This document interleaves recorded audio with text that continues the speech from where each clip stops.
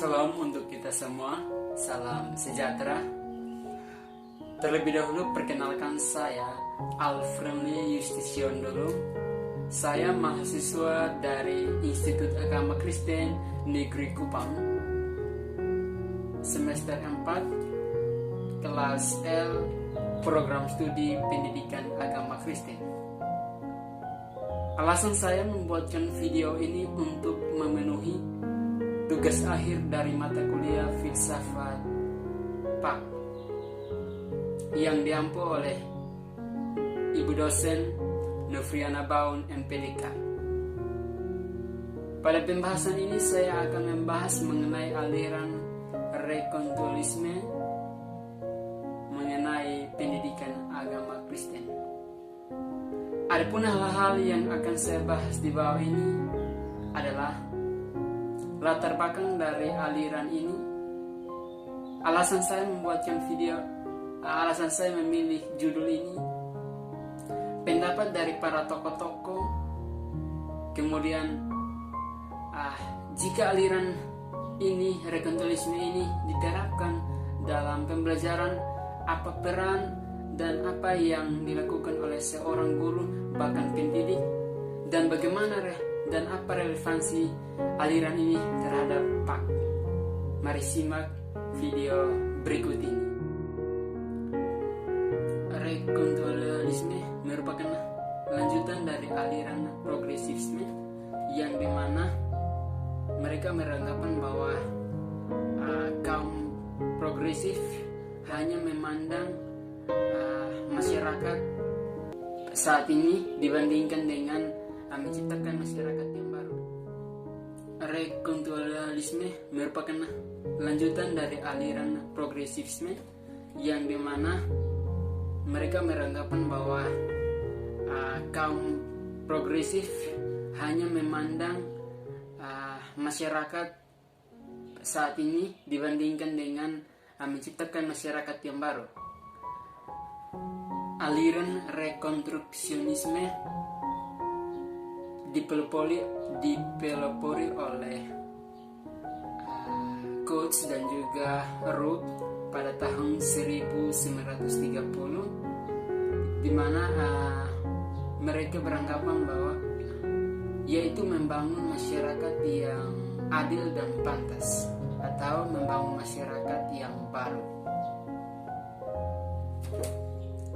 Menurut aliran ini, sekolah harus berdominasi atau memimpin, dengan kata lain dapat merekonstruksi pada keadaan sekarang, yaitu pada tatanan sosial saat ini.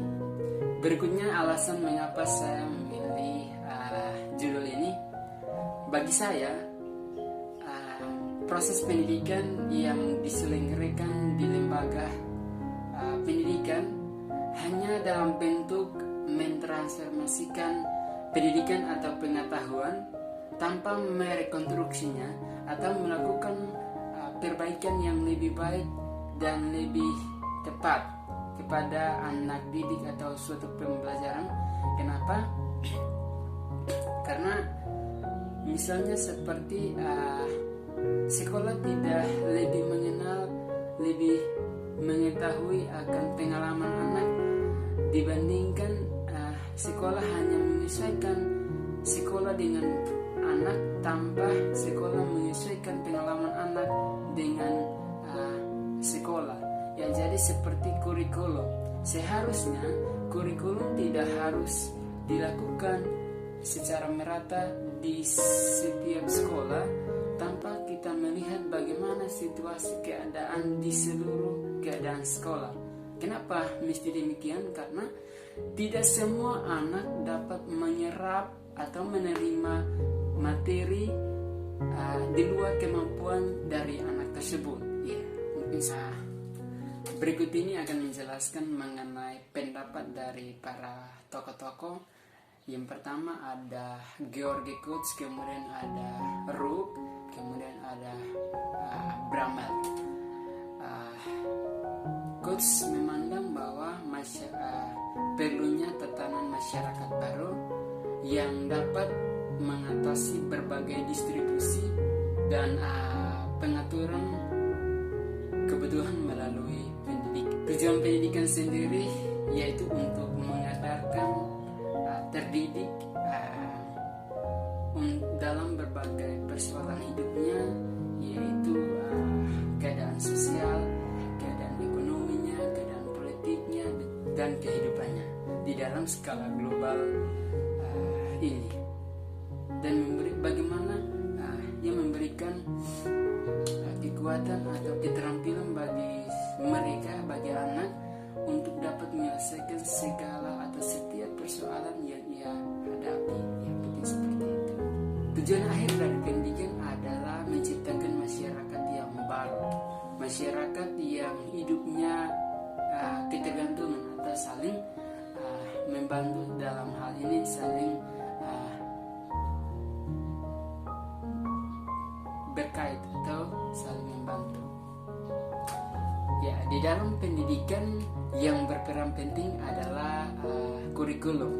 Kurikulum disebut juga dengan subjek mater, yang dimana berisikan mengenai jalan keluar atau sistem yang dapat membuat anak didik atau peserta didik dapat mengkritisi segala pengetahuan, sehingga dengan demikian anak dapat lebih jelas untuk meneliti dan lebih jelas menelusuri apa yang ia pelajari, sehingga dari situ anak ditumpukan dengan lebih wawasan yang lebih luas. Ya. Isi kurikulum sendiri terdiri dari yang namanya sains sosial dan juga penemuan inquiry yang dapat memecahkan masalah-masalah dalam sosial. Ya, jadi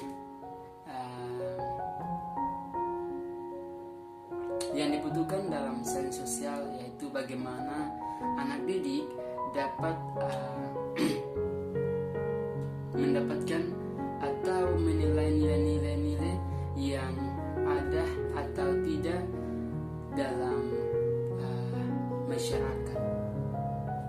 Artinya bahwa anak didik dapat menemukan dan percaya atau tidak adanya nilai-nilai secara menyeluruh atau secara universal. Dengan demikian, Goltz menyumbangkan suatu rekonstruksi sosial dalam dunia pendidikan, di mana sekolah berperan sebagai kebudayaan, memberikan kebudayaan yang aktif dan bukan hanya sebagai mengembangkan kebudayaan yang pasif. Sekolah merupakan agen utama perubahan sosial, perubahan dalam ekonomi, perubahan dalam sosial, perubahan dalam politik di masyarakat. Nah, tugas sekolah adalah untuk membuat rekayasa sosial, untuk membangun secara radikal wajah masyarakat dewasa ini dan juga masyarakat yang akan datang. Dengan demikian, sekolah memelopori masyarakat yang lebih baik atau yang diinginkan. Ya, jadi apabila tidak demikian, maka sekolah atau masyarakat, setiap individu dapat setidak-tidaknya akan memecahkan masalahnya sendiri. Ya, jadi tidak bergantung lagi, tetapi mereka hanya memecahkan setiap persoalannya dengan sendiri, yang dimana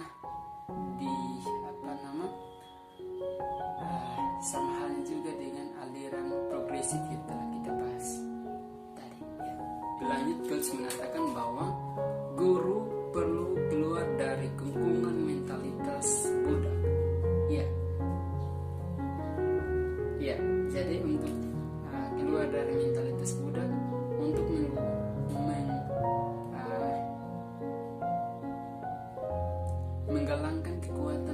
besar uh, apa agar dapat agar berpengaruh, agar dapat melakukan tindakan yang lebih baru atau keadaan sosial yang lebih baru. Dengan kekuatan yang besar itu, Coates mengatakan bahwa sedapat-dapatnya guru dapat membentuk kekuatan sosial yang baru, yaitu dengan maksud dilakukannya pendidikan di sana sini untuk memberikan nilai-nilai dasar bagi budaya kita dan selaras dengan kekuatan ekonomi dan sosial dalam masyarakat modern. Ya, jadi pendidikan harus mensponsori di dalam hati, memberikan segala sesuatu yang baik di dalam hati manusia. Jadi oleh karena kekuatan teknologi yang hebat ini haruslah digunakan untuk membangun manusia dan bukan sebaliknya, yaitu menjatuhkan atau menghancurkan manusia. Ya, jadi masyarakat ini akan diubah, tetapi bukan berarti diubah dengan cara berpolitik, tetapi sebaliknya diubah dengan saling bersama, saling bergantung, yaitu mendasarinya dengan dasar-dasar nilai sosial. Ya, jadi tidak hanya itu, masyarakat baru adalah masyarakat yang dimana hidup secara berdemokrasi secara sejati, yaitu di dalam masyarakat peran dan lembaga utama di dalam masyarakat yaitu masyarakat sendiri. Menurut aliran rekonstruisme adalah manusia adalah hidup yang berkelompok, di mana manusia yang beradab itu hidupnya berkelompok, sehingga kelompok akan memainkan peran penting di dalam sekolah. Jadi di sekolah siswa tidak hanya merealisasikan aspek-aspek sosialnya, tetapi siswa pun turut mengambil ada dalam perencanaan sosial di dalam sekolah. Menurut Coates dan Rowe, sekolah merupakan instrumen untuk dalam membentuk masyarakat atau keadaan sosial yang bersifat orde. Oleh karena itu, menurut Coates, untuk menghasilkan bangunan orde sosial baru, maka perlunya perubahan tatanan sosial yang lama atau ide-ide lama. Menurut Rowe, integritas masyarakat merupakan entitas yang sangat penting di dalam masyarakat, karena individu membutuhkan ekspresi di dalam kebutuhan dirinya atau suatu kreativitas diri seseorang atau anak didik. Itulah sebabnya Rowe memperjuangkan kegiatan kreativitas diri pada anak. Berikutnya, menurut Bramel, sekolah merupakan satu-satunya agen yang dapat membuat perubahan dalam sosial, bahkan dalam kehidupan masyarakat sehari-hari. Jadi menurut Bramel ini hanya melalui sekolah saja kehidupan masyarakat ini mengalami perubahan. Berikut ini akan menjelaskan mengenai potret seorang guru rekonstruksialisme. Ya, rekonstruksialisme. Jadi tentu jikalau saya sebagai seorang guru rekonstruksialisme, peran saya bagaimana saya harus memberikan pembelajaran yang baik dan kelas tentunya, dan bagaimana saya harus mengetahui seberapa jauh dan pengalaman anak di dalam menerima pendidikan. Dan yang paling utama adalah mencirikan keadaan sosial para siswa, yaitu bagaimana saya memilih materi pelajaran atau metode yang saya gunakan dalam hal ini yang menjadi dasar akal manusia, yaitu secara rasional dan secara ilmiah atau kebutuhan dasar dari manusia di dalam dapat menerima materi yang saya sampaikan. Tak hanya itu, saya pun harus mengenali seberapa jauh pengalaman anak di dalam menerima materi. Sesuai dengan penjelasan saya sebelumnya bahwa anak tidak mungkin menerima atau dapat memahami apa yang saya sebagai guru jelaskan jikalau itu di luar kemampuan anak tersebut. Berikut ini akan menjelaskan peran dari seorang guru. Jadi peran dari seorang guru ialah seorang pemimpin atau dengan kata lain pemandu acara. Tidak hanya itu, guru pun sebagai organisator di dalam kelompok-kelompoknya. Berikutnya, guru pun harus mengadarkan anak di dalam memecahkan masalah-masalah yang dihadapi oleh anak, sehingga anak dengan mudah menghadapi atau memecahkan masalah-masalah yang dihadapinya. Misalkan seperti alasan mengapa atau sebab mengapa anak tidak dapat mempraktekkan atau dapat sedapat-dapatnya menerapkan nilai-nilai Kristiani di dalam kehidupannya. Ya, seperti itu. Ya, jadi guru harus mendorong siswa untuk berpikir secara alternatif untuk memecahkan masalah-masalah yang siswa hadapi itu. Lebih jauh, guru harus mampu menciptakan pembelajaran yang berbeda atau serempak dengan yang lebih baik. Berikut ini akan menjelaskan tentang peran siswa. Ya, jadi untuk menghadapi atau memecahkan masalah-masalah baik itu di dalam masyarakat, bahkan di dalam sekolah, perlu yang namanya mahasiswa ketahui adalah masalah atau sebab-sebab dari segala sesuatu. Misalkan salah satu contohnya ialah alasan mengapa anak tidak mampu menerapkan nilai-nilai Kristiani dalam kehidupannya sehari-hari.